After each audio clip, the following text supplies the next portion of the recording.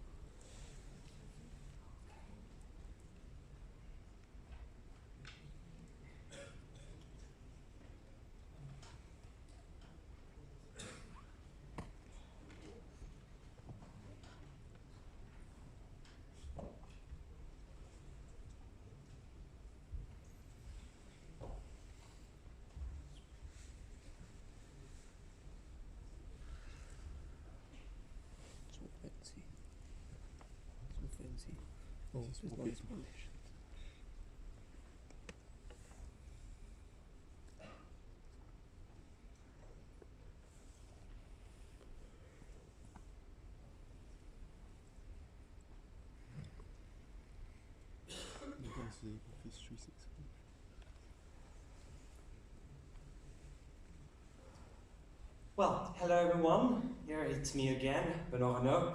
I work within React team, and since Fabrice and Jack and Raphael couldn't be here today, I'll be representing them. I did not write the paper, so as for the questions, I will redirect you to their email address. So I try to be the best voiceover possible and give you the best oversight of their work.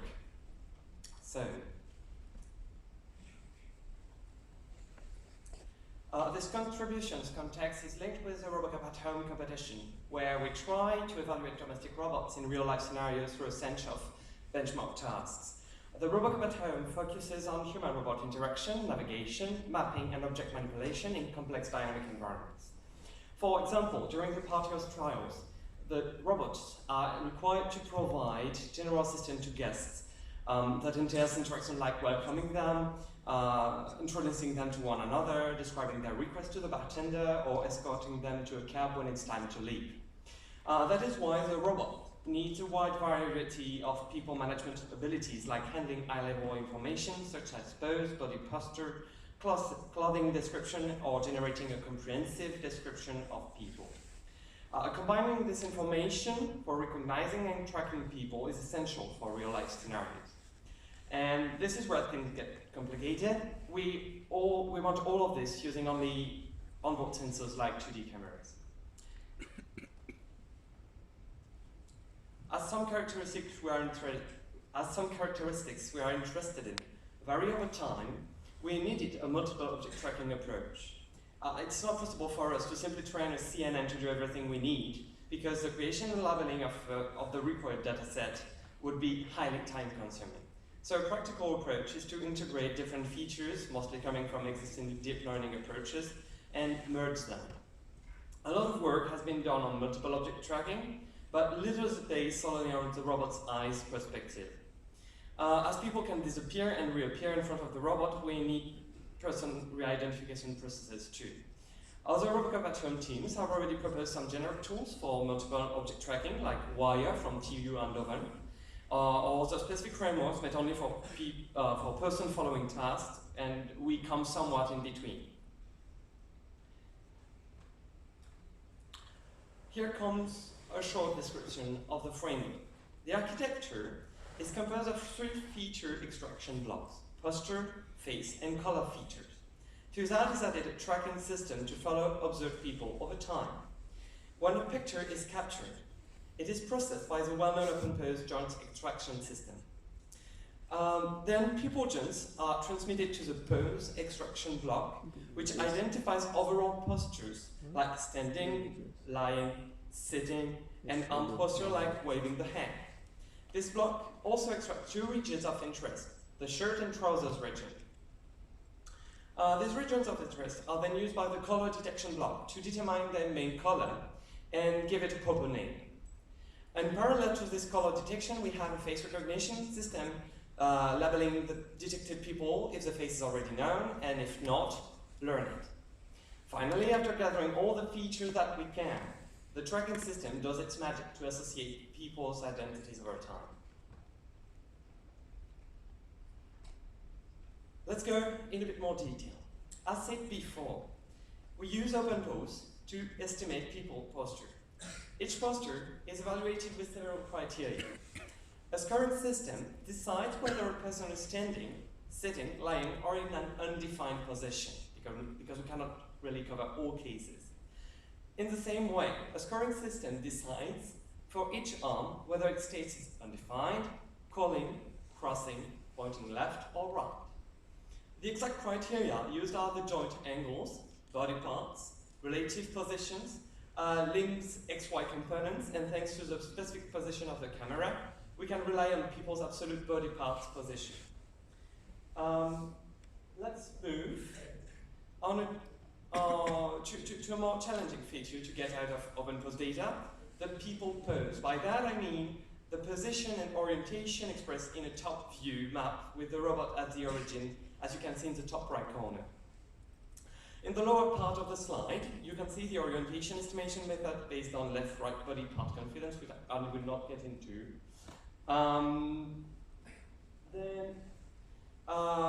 Assuming that now we have the person's orientation, we can go to estimating the distance that separates the person from the robot.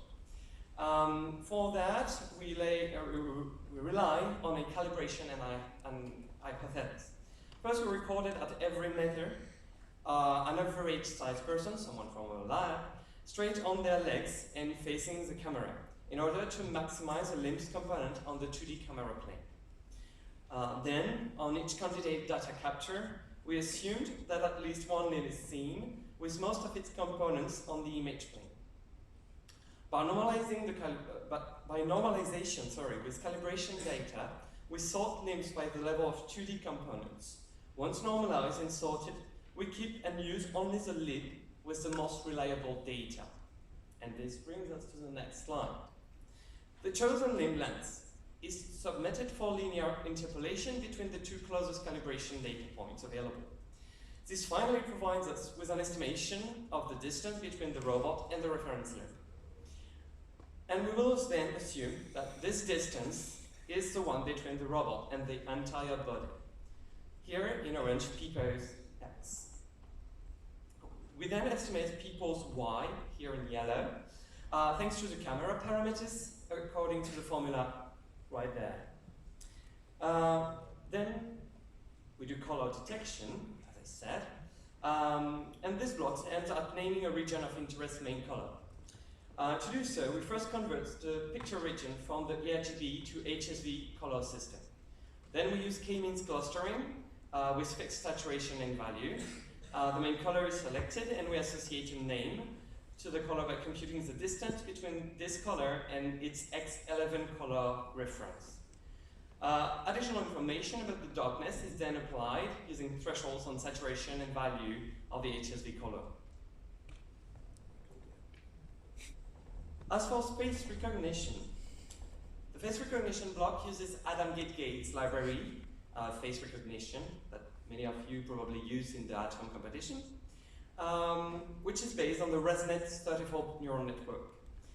Some functionalities have been added, like other face detection methods and face auto-learning to complete the framework. So let's get to the tracking part, maybe the tricky part. This functional block maintains a list of tracked people and updates it with continuous observations with the help of a similarity score. When a new people observation is received, a similarity score is computed between this observation and each people that are already tracked. The tracked person with the highest similarity score is then updated with the observation. In order to keep the system stable, a forgetting function regularly removes tracked people that were not updated in too long of a time. We compute a similarity score actually for each feature: face, shirt, trouser color, and pose. For the face, in particular, the currently observed face label is compared with face of already tracked people. The computed score is equal to the common face label confidence. As for colors, a distance is computed between the observed color and the color average of a list that comes on the right, that is maintained by the people tracker. Finally, the similarity of the pose is computed using a Kalman filter. So here is the scenario I'm going to show you in a little video right after this. So this is one of the scenarios we have tested. Here we are in a classroom setting with 3 people moving here and about with no real organization. So this gives us the following, the kind of feedback we get from the system. So on the top left you can see the current people feature detection at the precise instance it was taken. And on the bottom left is a snapshot of the track state. On the right you can see an overall view that's provided inside Airbus with customized markers. And I think you can all see what it says. No? Okay. And I'm going to show you a little video. So you can go directly. Oh, something okay, it's a bit faster.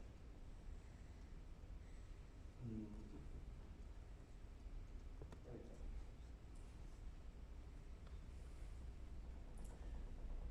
So,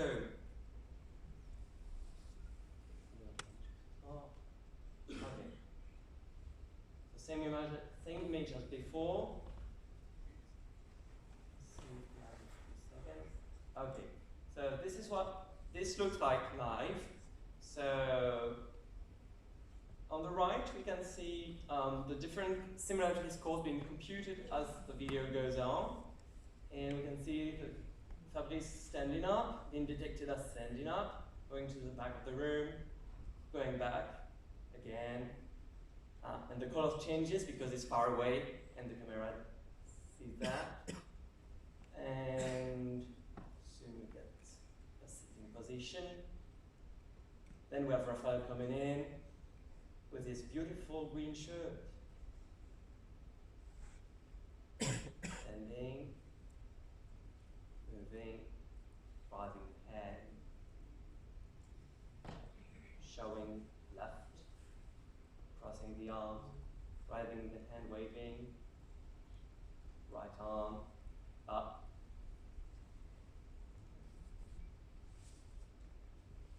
And that's about it.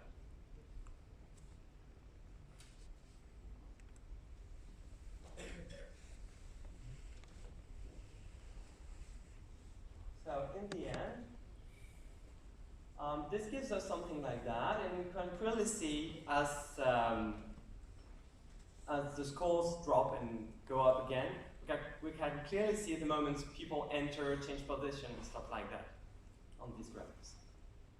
And here, just for the fun of it, a little photo from last year's RoboCup with an application of the framework over it, so we can see people waving, crossing their arms, being lying on the ground, and so on.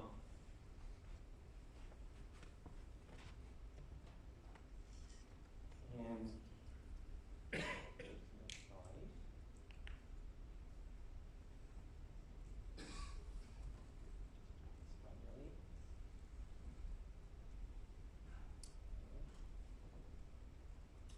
so, to conclude, we are proposing a people management framework that is providing high-level information about individuals, driven by domestic use cases.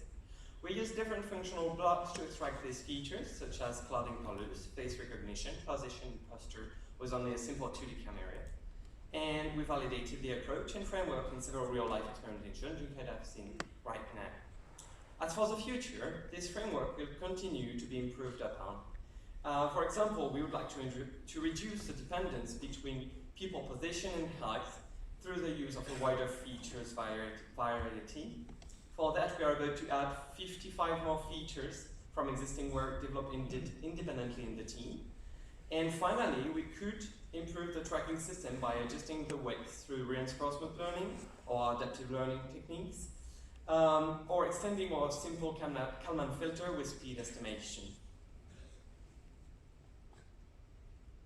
Thank you very much for your attention, and I will redirect you to the original authors for questions. You have the mail address there, and you can get the code if you can scan the QR code of just right here.